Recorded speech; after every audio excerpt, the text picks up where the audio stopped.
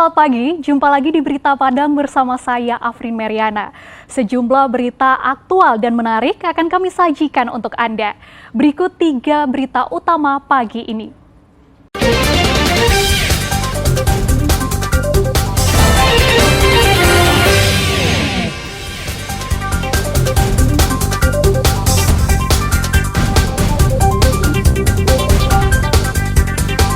Dua rumah di lokasi padat penduduk di Kota Padang ludes terbakar.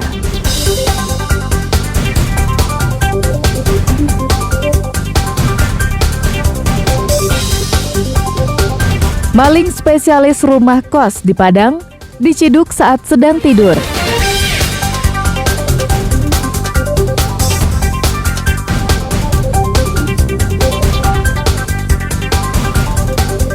Demo mahasiswa ricuh hingga gedung sekolah dasar terbakar, kami sampaikan dalam Padang Sepekan.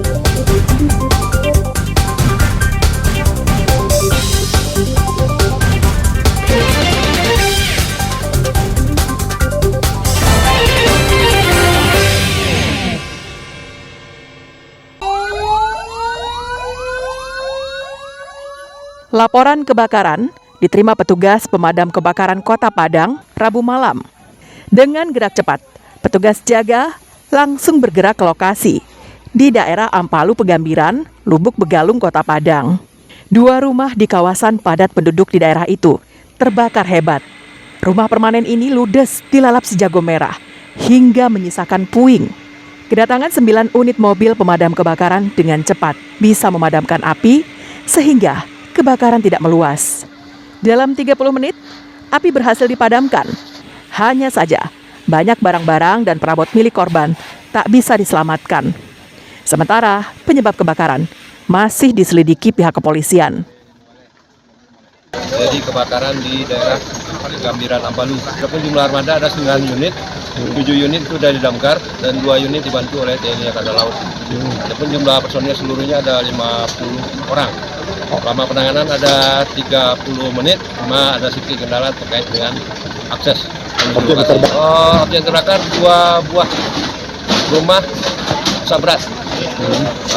Ada 3 yang terdampak rusak ringan. Tidak ada korban jiwa akibat kejadian tersebut karena pemilik rumah berhasil menyelamatkan diri. Kerugian ditaksir mencapai ratusan juta rupiah. Alfi melaporkan dari Padang.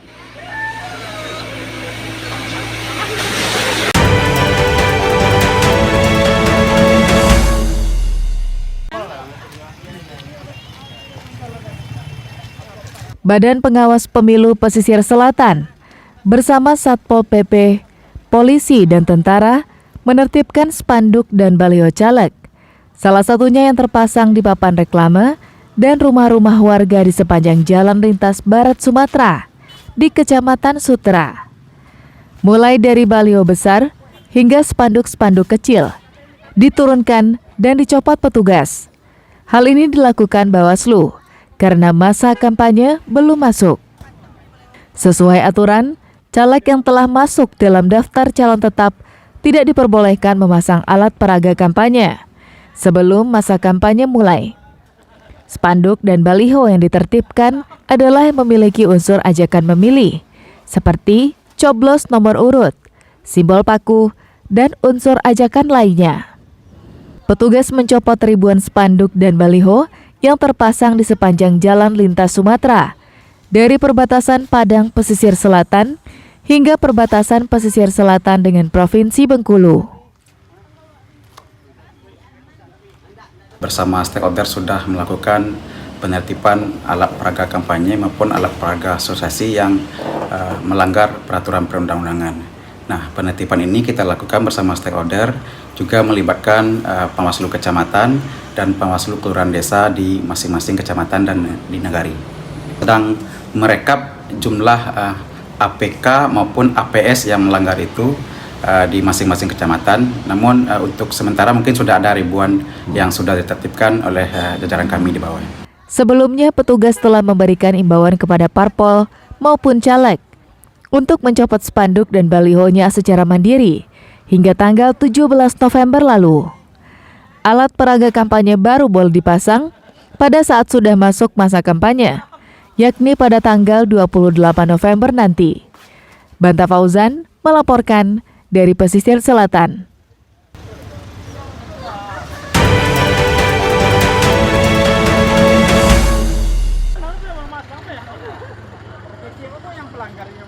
Tim gabungan Bawaslu Pasaman Barat menertibkan alat peraga sosialisasi atau APS yang terpasang di sejumlah titik di Pasaman Barat. Kegiatan ini dilakukan bersama tentara, polisi, dan Satpol PP. Untuk efektivitas dan efisiensi pelaksanaan, Bawaslu membagi 4 tim untuk menurunkan semua APS hingga ke daerah perbatasan kabupaten. APS yang dibongkar yaitu spanduk dan baliho yang berisi unsur ajakan mencoblos atau tanda paku di dekat nomor gambar caleg.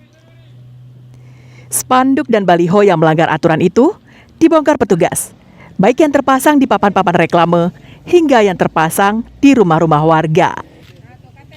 Penertiban ini dilakukan Bawaslu setelah menyurati partai politik peserta pemilu untuk menertibkan sendiri alat peraga sosialisasi yang sudah terpasang.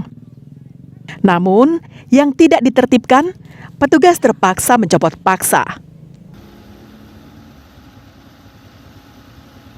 Ya, kita dari tim gabungan dalam menertibkan APS yang melanggar aturan-aturan yang mana APS tadinya yang ada unsur ajakan, gambar paku, coplos saya, pilih saya, sesuai dengan instruksi RI nomor 774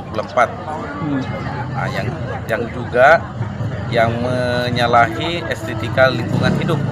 Data Bawaslu dari 9.000 APS yang semula terdeteksi melanggar, 7.000 diantaranya telah ditertibkan secara mandiri oleh pemiliknya. Alat peraga sosialisasi boleh dipasang setelah masuk masa kampanye, tanggal 28 November hingga 10 Februari tahun depan. Safatul Ulum melaporkan dari Pasaman Barat.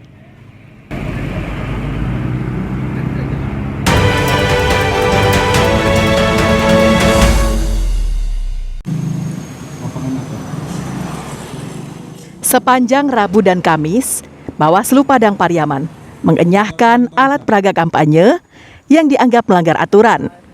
Salah satunya di jalur menuju Bandara Internasional Minangkabau. Spanduk dan baliho caleg yang ditempelkan pada pohon-pohon kayu satu persatu dicopot petugas. Tidak semua baliho dan spanduk yang dicopot karena dianggap tidak menyalahi aturan. Seperti tidak ada kata atau gambar yang mengajak untuk memilih. Namun, yang memiliki kata ajakan atau gambar paku dicopot paksa petugas. Tidak hanya yang terpasang di pohon dan tiang listrik, petugas juga mencopot APK yang berukuran besar yang terpasang di papan reklame. Bawaslu juga menertibkan alat peraga yang dianggap bisa membahayakan yang terpasang di simpang-simpang jalan. Luasnya daerah Padang Pariaman dibutuhkan waktu 2 hari untuk penertiban.